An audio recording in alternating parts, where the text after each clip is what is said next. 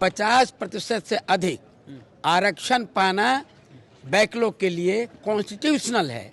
आप उसको रोक नहीं लगा सकते हैं। 2002 में हमने आरक्षण दिया 75%, हमने दिया है पटना विश्वविद्यालय में असिस्टेंट प्रोफेसर के पद पर, और 104 कुल वैकेंसी में से 91 आरक्षित वर्ग के शिक्षक नियुक्त हुए।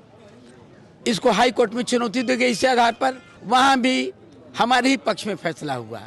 फिर वो सुप्रीम कोर्ट गए। सुप्रीम कोर्ट ने कहा कि हाई कोर्ट के फैसला में हम इंटरफेयर नहीं करेंगे। बैकलॉग वैकेंसी में 50% की सीमा नहीं है, यह असीमित है। और ये जो बोला गया कि योग्य उम्मीदवार नहीं, क्या बहुजन जो SC ST OBC होते हैं योग्य नहीं होते?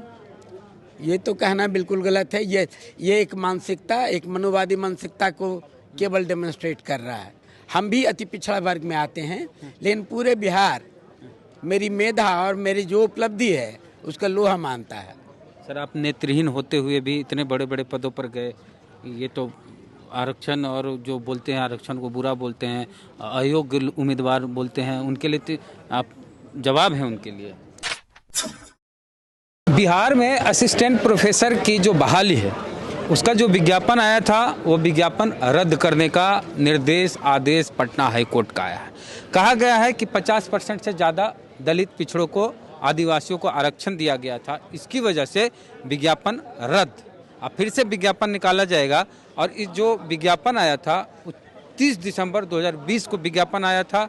22 विषयों के लिए विज्ञापन निकाला गया था, जिसमें 67,000 आवेदन आए थे और 4,638 पद थे, जिसमें 1,223 पद ही जनरल कैटेगरी थे। बाकी SC ST OBC का था, जिसको कहा गया कि 50% से ज़्यादा आरक्षण दिया गया SC ST OBC को और इसको रद्द कर दिया गया। कुछ की बहाली भी करीब 150 लोगों की हो गई है, लेकिन वो 150 प्रोफेसर की जो बहाली है वो इससे दिक्कत नहीं होगी इनको। तो बिहार में बहुजनों की सरकार है, मुख्यमंत्री बहुजन, उप मुख्यमंत्री बहुजन, और बहुजनों का जो आरक्षण है वो 50% से ज़्यादा हो गया। तो पटना हाई कोर्ट का कहना है कि इसको रद्द किया जाए, असिस्टेंट प्रोफेसर की जो बहाली है वो। इसी मुद्दे पे बात करेंगे। हमारे साथ शिवजतन ठाकुर साहब हैं, प्रोफेसर शिवजतन ठाकुर, और ये पटना यूनिवर्सिटी के प्रोफेसर रहे हैं और बिहार लोक सेवा आयोग के चेयरमैन भी रहे हैं। डॉक्टर साहब, ये जो बहाली रद्द की गई है, ये कह के विज्ञापन को रद्द किया गया है कि 50% से ज़्यादा आरक्षण दे दिया गया दलित पिछड़ों को, इसलिए विज्ञापन रद्द, फिर से विज्ञापन निकाला जाए। वेद जी, पहली बात, इस प्रकार का जजमेंट हमने अभी खुद नहीं पढ़ा, अखबारों में देखा है, लेकिन सच्ची स्थिति यही है कि 50% आरक्षण का जो कॉन्सेप्ट है वह नियमित वैकेंसी में लागू होगा। बैकलॉग में कोई सीमा नहीं है। एक बार थोड़ा और स्पष्ट कर दें, 2000 में संविधान का 81वां संशोधन हुआ था। उस 81वां संशोधन के अनुसार अनुच्छेद 16(4) में 1 और 2 जोड़ा गया था, जिसमें स्पष्ट कह दिया गया कि नियमित वैकेंसी में 50% की सीमा होगी, लेकिन बैकलॉग में बिल्कुल नहीं। इसी के आधार पर हमने पटना विश्वविद्यालय में 2002 में हमने आरक्षण दिया 75%, हमने दिया है पटना विश्वविद्यालय में असिस्टेंट प्रोफेसर के पद पर, और 104 कुल वैकेंसी में से 91 आरक्षित वर्ग के शिक्षक नियुक्त हुए। इसको हाई कोर्ट में चुनौती दी गई। इस आधार पर 50% के आधार पर हमने स्पष्ट कहा कि 50% का आरक्षण का जो कोटा था वह बालाजी जजमेंट में सर्वोच्च न्यायालय ने 1966 में दिया था। अब 2000 में अमेंडमेंट आ गया कि बैकलॉग में यह सीमा नहीं रहेगी, रेगुलर पर यह सीमा रहेगी, बैकलॉग में नहीं रहेगा। यानी जो भी बैकलॉग है उसको हम दे सकते हैं। और मेरे तर्क को पटना उच्च न्यायालय ने स्वीकारा। जस्टिस मृदुला मिश्रा ने मेरे जजमेंट को, मेरे ओपिनियन को अपहेल्ड करके पक्ष में जजमेंट दिया। उसके खिलाफ वो डिवीज़न बेंच में पटना हाई कोर्ट में गए, जो याचिका करता थी कुमकुम शर्मा, वहाँ भी हमारे ही पक्ष में फैसला हुआ। फिर वो सुप्रीम कोर्ट गए। सुप्रीम कोर्ट ने कहा कि हाई कोर्ट के फैसला में हम इंटरफेयर नहीं करेंगे। हमें आश्चर्य हो रहा है कि जब ऑलरेडी 50% से अधिक आरक्षण को पटना उच्च न्यायालय के एकल और डिवीजन बेंच ने संपुष्ट कर दिया है, तो जो सरकार के अधिवक्ता थे उन्होंने इस तथ्य को न्यायालय के सामने क्यों नहीं रखा? अगर ये रखते तो शायद ये स्थिति नहीं होती। पीके साई हैं सर, सीनियर वकील हैं, वही देख रहे हैं इसको। उनका कहना है कि अगर इस विज्ञापन निकाला गया था और दलित पिछड़ों को जो आरक्षण दिया गया 50% से ज्यादा, उससे योग्य उम्मीदवार नहीं मिलेंगे। योग्य में अब ये तो हाइपोथेटिकल है, आप इंटरव्यू लेकर देखिए कि मिलेगा कि नहीं मिलेगा, लेकिन नहीं मिला इसका आधार पर हो जाएगा। 50% से अधिक आरक्षण पाना बैकलॉग के लिए कॉन्स्टिट्यूशनल है, आप उसको रोक नहीं लगा सकते हैं।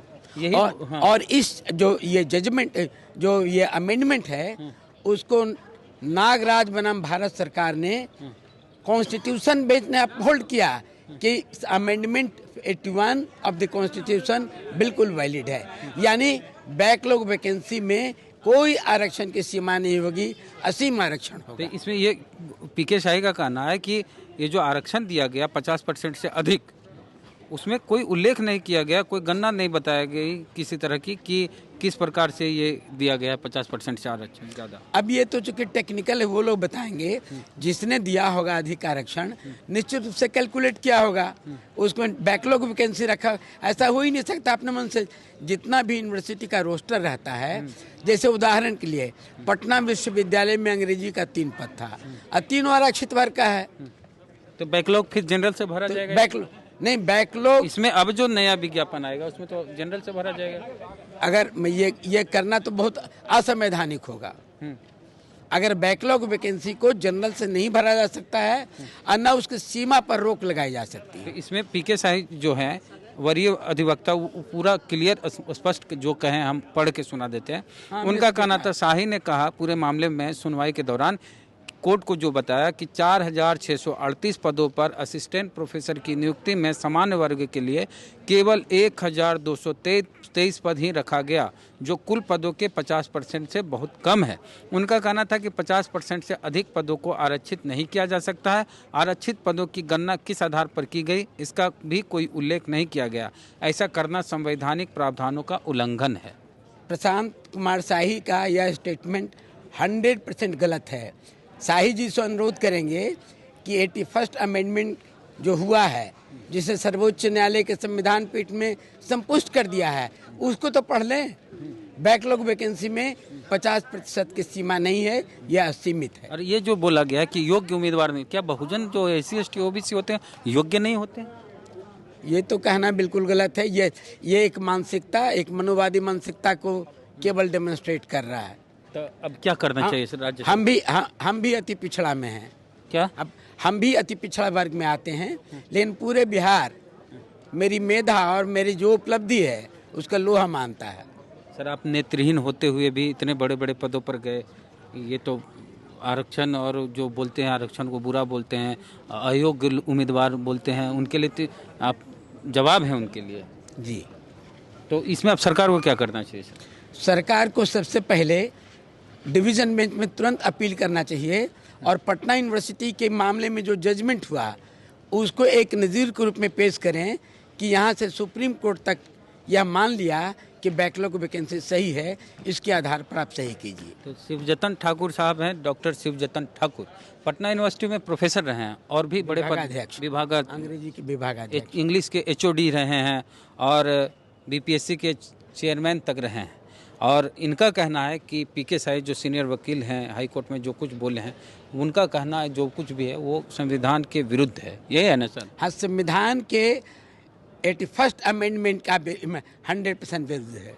तो आपका क्या कहना है इसको लेके कि 50% से ज़्यादा आरक्षण नहीं हो सकता? तो EWS वाला कैसे हो सकता है? हाँ, ये EWS तो 50% से ऊपर है, तो 50% से अधिक तब तो हो सकता है। बिल्कुल हो सकता है। नहीं, लेकिन 50% का जो दायरा कोर्ट है ना सर, वो बहुजनों के आरक्षण पर लगाता है कि 50 से अधिक नहीं होना चाहिए। ऐसे तो EWS लगा 50 से ज़्यादा नहीं, लेकिन अभी जो 7 नवंबर 2022 का जजमेंट आया कॉन्स्टिट्यूशन बेंच का, उसमें तो कहा कि 50% की सीमा लगाना गलत है, आवश्यकता अनुसार बढ़ भी सकता है। हाँ। ये तो ही कोर्ट कह दिया। हाँ, लेकिन पटना हाईकोर्ट का जो आया है तो कॉन्स्टिट्यूशन बेंच के ऊपर पटना हाई कोर्ट का सिंगल बेंच नहीं हो सकता है। सिंपल से सिद्धांत है। पटना सर्वोच्च न्यायालय का जो भी नियमन है यह हिंदुस्तान के तमाम कोर्ट पर बाइंडिंग है। अब वो भी कॉन्स्टिट्यूशन बेंच का फैसला सर्वोच्च न्यायालय के डिवीजन बेंच पर बाइंडिंग है। ये बहाली का जो विज्ञापन आया था सर 30 दिसंबर 2020 को आया था। जी, तो बाकी बातचीत जो की उस पर आपका क्या कहना, प्रतिक्रिया दीजिए कमेंट बॉक्स में। फेसबुक वीडियो देख रहे हैं, पेज को लाइक फॉलो नहीं किए तो कर लीजिए। यूट्यूब पे वीडियो देख रहे हैं, सब्सक्राइबर नहीं घंटी बजा कीजिए। जय भीम, जय भारत।